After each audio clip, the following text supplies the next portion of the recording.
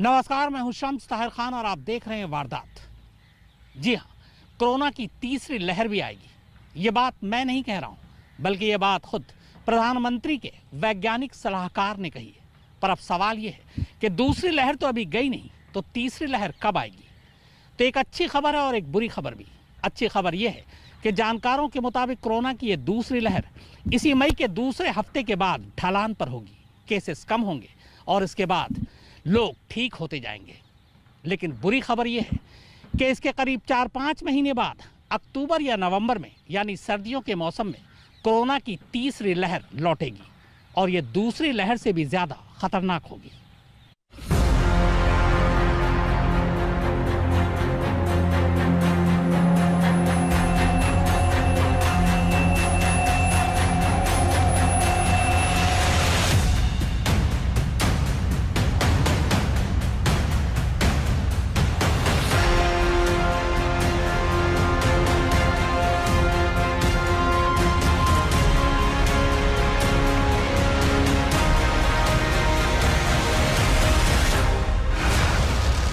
दूसरी अभी गई नहीं और तीसरी आने की तैयारी में है।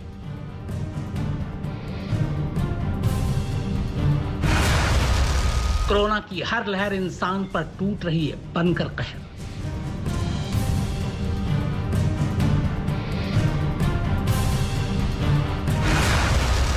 दूसरी लहर जाएगी कब, यह अभी तक पता नहीं।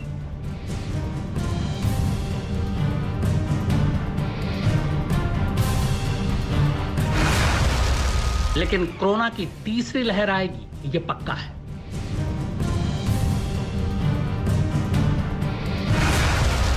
कोरोना की हर लहर एक कहर।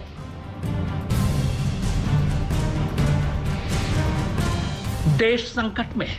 कोरोना की खूनी लहर अभी भी जारी है और ये कोरोना की अभी सिर्फ दूसरी लहर है। इसकी तीसरी लहर अभी भी बाकी है और वो भी आने वाली है। ये कोई अटकल नहीं है, बल्कि ये चेतावनी खुद प्रधानमंत्री के वैज्ञानिक सलाहकार के राघवन दे रहे हैं। SARS coronavirus to go from here. A phase 3 is inevitable, given the high levels of circulating virus. But it's not clear on what time scale this phase 3 will occur. देश अभी कोरोना वायरस महामारी की भयानक दूसरी लहर से जूझ रहा है। इसका पीक कब आएगा और ये लहर कब खत्म होगी? ऐसे सवालों के बीच तीसरी लहर का अंदेशा भी गहरा गया है। अब तो खुद सरकारी अधिकारी कह रहे हैं कि कोरोना की तीसरी लहर आएगी, जरूर आएगी। उसे आने से कोई रोक नहीं सकता, मगर कब आएगी इसके बारे में अभी पुख्ता तौर पर कोई जानकारी नहीं है। लेकिन इतना तय है कि आएगी जरूर, लिहाजा उसके लिए तैयार रहना जरूरी है। मगर सवाल यह है कि प्रधानमंत्री के वैज्ञानिक सलाहकार इतने पक्के तौर पर यह कैसे कह सकते हैं कि कोरोना की तीसरी लहर आएगी ही आएगी? असल में के राघवन का तर्क यह है कि जिस तेजी से कोरोना का वायरस हमारी जनसंख्या में फैल रहा है, वो बार बार लगातार अपने आप को नए रूप में ढालने की कोशिश करेगा। वो अभी चला भी गया तो भी भेष बदलकर लौटेगा जरूर। देखिए, अब अंदेशा ये हो रहा है कि थर्ड वेव भी शायद हमारे देश में आएगी। मैं आपको बता दूं कि ये पेंडेमिक की एक प्रॉपर्टी होती है कि वो वेव्स में आती है। पिछली बार स्पेनिश फ्लू भी आया था तो 4 वेव्स में आया था। इस वक्त भी इस पेंडेमिक में भी कुछ देशों में चौथा वेव भी चल रहा है, तो हमारे हिंदुस्तान में भी तीसरे वेव आने की पूरी संभावना है। अगर हम लोगों की हर्ड इम्यूनिटी आने वाले 3-4 महीने में रिक्वायर्ड वे से नहीं बढ़ी तो ये दोबारा से आएगा। और ये निर्भर करता है कि हमारे कितने लोग वैक्सीनेट हो जाते हैं आने वाले 3-4 महीने में। दूसरा निर्भर करता है कि ये वेरिएंट कैसे चेंज करता है, और तीसरा इस पे भी बहुत निर्भर करता है कि हमारे यहाँ पर बहुत ज्यादा सुपर स्प्रेडर इवेंट्स तो नहीं कहीं हो रहे हैं। अगर ये सब चीजें चलती रहेंगी तो आने वाले समय में थर्ड वेव भी आएगा और हम लोगों को उसके लिए बिल्कुल परिपक्व रहना चाहिए, परिपूर्ण रहना चाहिए। हमारे जितने संसाधन है मेडिकल, उनको हमारे को बिल्कुल इन प्लेस रखना चाहिए। दुनिया का उसूल होता है कि एक जाता है तो दूसरा आता है, मगर कोरोना ने ब्रह्मांड के सारे उसूलों की धज्जियां उड़ा दी हैं। देश हमारा अभी दूसरी लहर से उबरा नहीं, उबरा क्या, अभी तो उसी में उलझा हुआ है और ऊपर से ये तीसरी लहर का ऐलान होने लगा है। तो सवाल ये है कि अगर हमें पहले से इस आने वाले खतरे के बारे में पता है तो क्या हम इससे बचने के तरीके नहीं खोज सकते? क्या हम इसे रोक नहीं सकते? जानकारों का मानना है कि इससे बचने के सिर्फ 2 ही तरीके हैं और वो है एहतियात और ज्यादा से ज्यादा लोगों को वैक्सीन लगाना। क्योंकि अभी तक कोरोना के जितने भी वेरिएंट लोगों में पाए गए हैं उनमें वैक्सीन कारगर है, मगर आगे भी कारगर होगी ये कहना मुश्किल है। ऐसा माना जा रहा है कि सर्दियों के आते आते ये वायरस अपने कई वेरिएंट्स तैयार कर लेगा और तब उन लोगों के भी इससे संक्रमित होने की संभावना बढ़ जाएगी जो वैक्सीन लगा चुके हैं। असल में आने वाले दिनों में 2 मोर्चों पर हमारी जंग होने वाली है। एक जंग जो हम बाहर कोरोना से बचने के लिए लड़ रहे होंगे और दूसरी जंग हमारे शरीर के अंदर होने वाली है। यह खासकर उन लोगों के शरीर में होगी जो वैक्सीन लगा चुके हैं। इसका मतलब ये नहीं है कि उन्हें कोई खतरा है। मुमकिन है कि उन्हें पता भी न चले और वो कोरोना के दूसरे वेरिएंट से संक्रमित हो जाए, मगर उन लोगों से दूसरे लोगों में ये नया वेरिएंट जाने की आशंका ज्यादा हो जाएगी जो खतरनाक हो सकता है। जाहिर है कोरोना की आने वाली लहरों के लिए सरकारों को तैयार रहना होगा। मुमकिन है कि अभी चल रही दूसरी लहर की तबाही का अंदाजा लगाने में चूक हो गई, मगर अब आने वाली तीसरी लहर में अगर हमारी सरकारों ने चूक की तो उसका खामियाजा सदियों तक भुगतना पड़ सकता है। क्योंकि वैक्सीनेशन बढ़ने के बाद भी वायरस लोगों को संक्रमित करने के नए नए तरीके ढूंढेगा। कोरोना रूप बदलता है ये हम सब जान चुके हैं और इसके लिए हमें वैक्सीन और दूसरे पहलुओं पर रणनीति बदलती रहनी होगी। SARS coronavirus to go from here. A phase 3 is inevitable, given the high levels of circulating virus. But it's not clear on what time scale this phase 3 will occur. Hopefully, incrementally, but we should prepare for new waves. Previous infections and vaccines will cause adaptive pressure on the virus for new kinds of changes which try to escape it. And therefore, we should be prepared by scientifically to take care of that. दूसरी लहर में कई factor हैं, जिसमें corona के नए variant भी एक फैक्टर है। ये दूसरी लहर बढ़ी ही इसलिए है क्योंकि जो इम्यूनिटी बनी थी वो इतनी नहीं थी कि इसका सामना कर सके। आपके मन में ये सवाल उठ सकता है कि कोरोना की पहली लहर में तो तबाही कम हुई थी, तो इसकी 2 वजह थी। पहली, जिन लोगों को इन्फेक्शन हुआ उनमें इम्यूनिटी आई, और दूसरी, मास्क, सोशल डिस्टेंसिंग समेत बचाव के जो भी कदम उठाए गए उससे संक्रमण फैलना कम हुआ। और जैसे ही हमने बचाव के कदमों में ढिलाई बरतनी शुरू की, संक्रमण फैलना शुरू हो गया। वैज्ञानिक कोरोना के पहले फेज को उसका ट्रेलर मान रहे हैं और अब वो तबाही की पूरी पिक्चर दिखा रहा है। कोरोना की तीसरी लहर किस कदर खतरनाक होगी इसका अंदाजा इस बात से लगाइए कि जब कोरोना की पहली लहर आई थी तो वायरस 10 दिनों में लंग्स को खत्म कर देता था। दूसरी लहर में यह वक्त घटकर 5 से 7 दिन हो गया और ऐसा कहा जा रहा है कि तीसरी लहर में तो ये 2 से 3 दिन भी हो सकता है। यानी तीसरी लहर में वायरस 2 से 3 दिन में ही मरीज को गंभीर हालत में पहुंचा देगा और डॉक्टरों को मरीज का इलाज करने तक का भी वक्त नहीं देगा। अभी देश में जो नया आंध्रा वेरिएंट मिल रहा है वो इतना ही खतरनाक बताया जा रहा है। ये वेरिएंट 2 से 3 दिनों में ही मरीज को आईसीयू बेड पर पहुंचा देता है और फिर कई मामलों में उसकी जान चली जाती है। यही नहीं, ये बाकी वेरिएंट से 15 गुना ज्यादा संक्रामक और खतरनाक है। इसीलिए अब आपको ज्यादा सावधानी बरतनी होगी और मास्क इस बार सचमुच जरूरी है। वैसे हमारे पास कोरोना की वैक्सीन है। अगर सही रणनीति के साथ तेजी से वैक्सीनेशन में हम कामयाब रहे तो मुमकिन है कि तीसरी लहर के नुकसान को तब शायद थोड़ा कम किया जा सके, या कम से कम ये तरीका भले संक्रमण से बचाने वाला ना हो मगर जान बचाने वाला हो सकता है। लेकिन ऐसा नहीं होगा कि लोग कोरोना से संक्रमित नहीं होंगे। 1918-20 में आए स्पेनिश फ्लू की तीसरी लहर दूसरी से कम खतरनाक थी, लेकिन पहली लहर से बहुत ही ज्यादा खतरनाक थी। हालांकि स्पेनिश फ्लू और कोरोना महामारी की इस तरह तुलना भी नहीं की जा सकती। कोरोना संक्रमण की तीसरी लहर आएगी ये तो तय है, लेकिन इसका मुकाबला कैसे होगा ये अभी तक तय नहीं। सरकार सुप्रीम कोर्ट में कई तरह की योजनाएं तो पेश कर रही हैं, लेकिन उन योजनाओं पर अमल कैसे होगा ये तय नहीं। तभी सुप्रीम कोर्ट को कहना पड़ा कि ये छोटी छोटी 2-4 हफ्तों की बात नहीं, ये लंबी चलने वाली बातें हैं और इसके लिए एक लंबे समय की योजना बनाकर पेश करें और ठोस योजना हो, अमल का ठोस उपाय हो। सिर्फ ऐसे हवाई बातों से बात नहीं बनेगी। हवाई बातों से बात बनती तो पिछले साल भर में अभी तक ऐसा ठोस उपाय हो गया होता कि हम कोरोना को नेस्तनाबूद करने की हालत में होते, उसके आगे घुटने टेकने की हालत में नहीं। कोर्ट ने साफ कहा है कि ऐसी योजनाएं बननी चाहिए जो ठोस तो हों, लंबे समय तक चलने वाली हों, क्योंकि कोरोना और इसके आगे आने कौन कौन से युद्ध हमें लड़ने पड़ेंगे इसका हमें भी पता नहीं। लिहाजा इन जैविक युद्ध लड़ने के लिए वैसी ही तैयारियां होनी चाहिए, उतनी ही ठोस, उतनी ही मजबूत, उतनी ही दूरदर्शी और उतनी ही ज्यादा आक्रामक भी। पिछले कुछ महीनों में कोरोना के वायरस ने खुद को इतनी बार म्यूटेट किया है कि जिसे देखते हुए कोरोना की सिर्फ तीसरी नहीं बल्कि चौथी लहर की भी आशंका जताई जा रही है। इस चेतावनी में जो सबसे ज्यादा डराने वाली बात है वो ये कि वैक्सीनेशन के बाद ये लोगों को संक्रमित करने का नया तरीका ढूंढ ले या और ज्यादा नए वेरिएंट्स बना ले। मुमकिन है कि कोरोना के नए वेरिएंट इम्यूनिटी को भी गच्चा देने में सक्षम हो। दूसरी लहर के दौरान भी ऐसा देखा जा चुका है। जिन लोगों के शरीर में संक्रमण से ठीक होने के बाद कोरोना के खिलाफ एंटीबॉडी बनी या फिर वैक्सीन लेने के बाद इम्यूनिटी डेवलप हुई, उन लोगों को भी वायरस संक्रमित कर रहा है।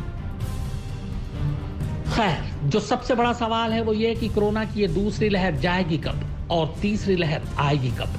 कोरोना की मौजूदा लहर के बारे में अनुमान लगाया जा रहा है कि ये मई के तीसरे या चौथे हफ्ते में अपनी पीक पर पहुंचेगा, जबकि कई वैज्ञानिकों का मानना है कि अगले हफ्ते से कोरोना की दूसरी लहर ढलान पर होगी, जिसके बाद केस घटने शुरू हो सकते हैं और फिर सर्दियों के मौसम में आ सकती है कोरोना की तीसरी लहर।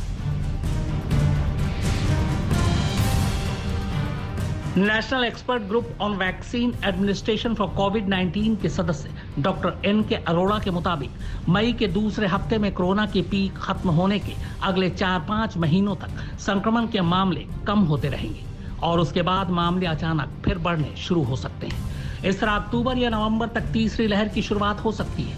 अलग अलग राज्यों या शहरों में यह अलग अलग वक्त पर आ सकती है। कोरोना की पहली लहर की पीक सितंबर में आई थी और उसके बाद 4 महीने तक मामले घटते चले गए थे, लेकिन फरवरी में दूसरी लहर शुरू हो गई और अब तीसरी लहर के मामले अक्टूबर नवंबर में शुरू होने का अंदेशा है।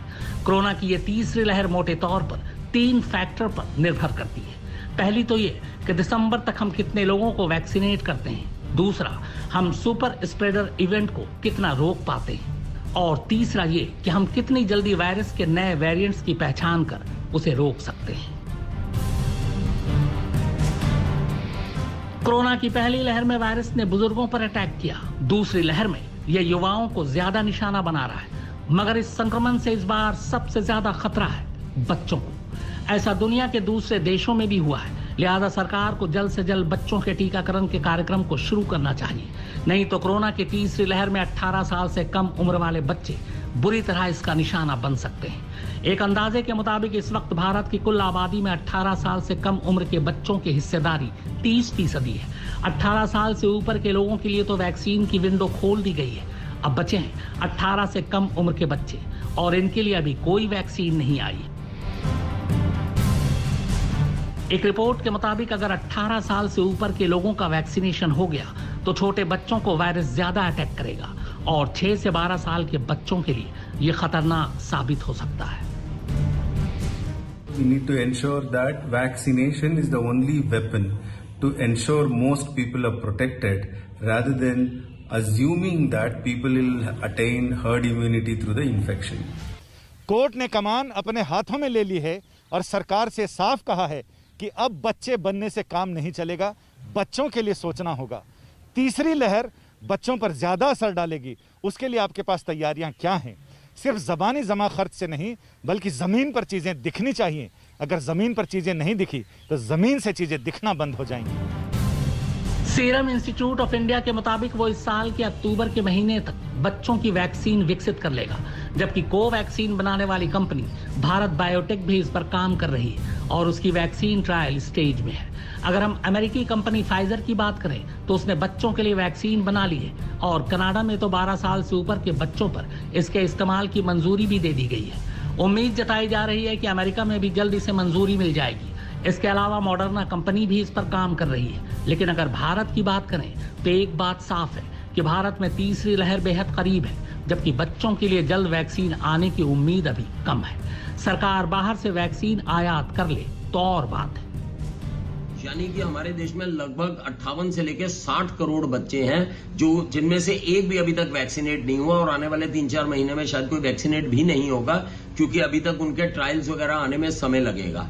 तो हमारे बच्चे इस वक्त काफी वल्नरेबल हैं। सेकंड वेव में भी हमने देखा है कि पुराने वेव से ज्यादा बच्चे जो हैं थोड़े इफेक्ट हो रहे हैं। थर्ड वेव में तो हमें उम्मीद है कि बच्चे जो हैं वो और ज्यादा इफेक्ट होंगे, क्योंकि हमारे बच्चे वैक्सीनेटेड नहीं है। तो हमें बहुत ही जागरूक रह के चलने की आवश्यकता है। हमारे एपिडेमियोलॉजिस्ट को नजर बना के रखनी है कि वायरस अपना वेरिएंट चेंज कर रहा है तो किस तरह का चेंज कर रहा है। और सबसे इंपॉर्टेंट चीज है कि हमारे को अपने बच्चों को प्रोटेक्टेड रखना है, जो कि इस वक्त वल्नरेबल हैं, जिनके लिए कि वैक्सीन अभी हमारे पास नहीं उपलब्ध है। और अगर थर्ड वेव आई और इस तरफ मुंह कर लिया बीमारी ने तो काफी दिक्कत हो सकती है, क्योंकि बच्चों का इलाज भी डिफरेंट होता है, बच्चों की इक्विपमेंट भी डिफरेंट है, बच्चों के डॉक्टर भी डिफरेंट है। तो हमारे सारे संसाधनों के ऊपर हमारे को ध्यान रखने की आवश्यकता है। वैसे अभी तक के आंकड़े देखें तो कोरोना वायरस ने बच्चों में गंभीर समस्या पैदा नहीं की है, लेकिन दूसरी लहर में संक्रमित बच्चों की तादाद जरूर तेजी से बढ़ी है। बावजूद इसके अमूमन बच्चे सीरियस कंडीशन में नहीं गए, लेकिन आगे ये वायरस क्या तबाही मचाने वाला है, ये या तो ऊपर वाला जानता है या ये खुद। तीसरी लहर की इस चेतावनी को ध्यान में रखते हुए सरकार को बच्चों के लिए कोविड देखभाल वार्ड बनाने होंगे। हम बच्चों के मामले में जब होगा तब देखेंगे जैसा रवैया नहीं अपनाया जा सकता। सरकार को बच्चों की वैक्सीन की टेस्टिंग पर निगरानी रखते हुए उसे जल्द से जल्द मंजूरी भी देना होगा, ताकि किसी भी अनहोनी से निपटने के लिए हम पहले से ही तैयार रहें। कैमरामैन विनोद शिकारपुरी, संजय शर्मा, फारूक माभैदर और सुप्रतीम बनर्जी के साथ शम्स ताहिर खान, आज तक। कोरोना की तीसरी लहर और बच्चों के वैक्सीनेशन के लिए क्या हमने वाकई पूरी तैयारी कर रखी है? बताएंगे इस ब्रेक के बाद। आप देखते रहिए वारदात। कायदे से देखें तो कोरोना की पहली दस्तक के बाद दूसरी लहर के लिए हम तैयार ही नहीं थे, या यूं कहें कि हमने कोई तैयारी ही नहीं की, जिसका नतीजा आज हमारे सामने है। न अस्पतालों में बेड है, न ऑक्सीजन और न ही दवाएं। लेकिन अब यह हमें मालूम है कि कोरोना की तीसरी लहर आएगी। कब आएगी लगभग उसका भी अंदाजा है, पर क्या इस तीसरी लहर के लिए हमारी तैयारी पूरी है?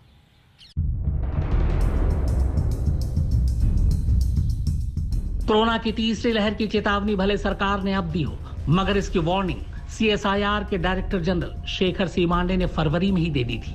उन्होंने तब भी कहा था कि हमें इसकी तैयारी अभी से कर लेनी चाहिए, मगर तब हम चुनाव में मशगूल थे। इसीलिए खुद सुप्रीम कोर्ट ने कोरोना की तीसरी लहर की आशंका का संज्ञान लेते हुए सरकार से पूछा है कि तीसरी लहर के लिए तैयारी क्या है। कोर्ट ने साफ लफ्जों में केंद्र सरकार को तीसरे चरण की तैयारी का रोड मैप तैयार करने को कहा है। साथ ही मेडिकल टीम तैयार करने और मर्ज से लड़ने के लिए टेक्नोलॉजी को अपडेट करने और उसे ज्यादा से ज्यादा लोगों को मुहैया कराने की हिदायत भी दी है।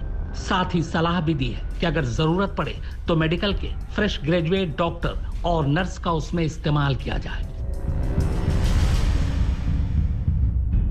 इन सब के बीच हमें यह सोचना चाहिए कि डॉक्टर और मेडिकल स्टाफ भी इंसान है, जो पिछले 1 साल से कोरोना के मरीजों को बचाते बचाते थक चुके हैं। कई महीनों से चैन की नींद तक नहीं सोए। सरकार को न सिर्फ उन्हें बारी बारी से आराम करने का मौका देना है, बल्कि यह भी सोचना है कि अगर उनका ब्रेकडाउन हो गया तो प्लान क्या होगा। इसीलिए मेडिकल स्टाफ का भी हमें बैकअप तैयार करना होगा।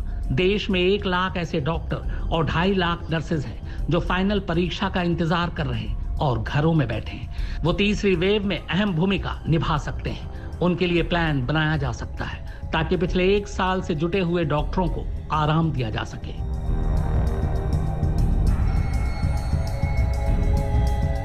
अब जो सबसे जरूरी बात है वो ये कि या तो हम अपने मेडिकल इंफ्रास्ट्रक्चर को मजबूत करें और वैक्सीनेशन के प्रोग्राम में तेजी ले आएं, या फिर देश में संपूर्ण लॉकडाउन लगा दिया जाए। क्योंकि अगर एक कोरोना की चेन टूट गई तो उसे संभालना फिर भी थोड़ा कम मशक्कत वाला होगा। हाँ, लोगों के रोजगार और आजीविका पर असर जरूर पड़ेगा, लेकिन अगर घर घर जाकर वोट मांगा जा सकता है तो घर घर जाकर मदद क्यों नहीं पहुंचाई जा सकती? लोगों के अकाउंट में डायरेक्ट आर्थिक मदद क्यों नहीं दी जा सकती? पिछले साल की बनिस्बत इस वक्त लॉकडाउन की जरूरत सबसे ज्यादा है, मगर सरकार अभी तक इस पर कोई फैसला नहीं ले पाई है। राज्यों ने जरूर अपने अपने स्तर पर लॉकडाउन और नाइट कर्फ्यू लगाया है। कैमरामैन विनोद शिकारपुरी, संजय शर्मा, फारूक माभैदर और सुप्रतीम बनर्जी के साथ शम्स ताहिर खान, आज तक। तो वारदात में फिलहाल इतना ही, मगर आज तक पर खबरों का सिलसिला लगातार जारी है।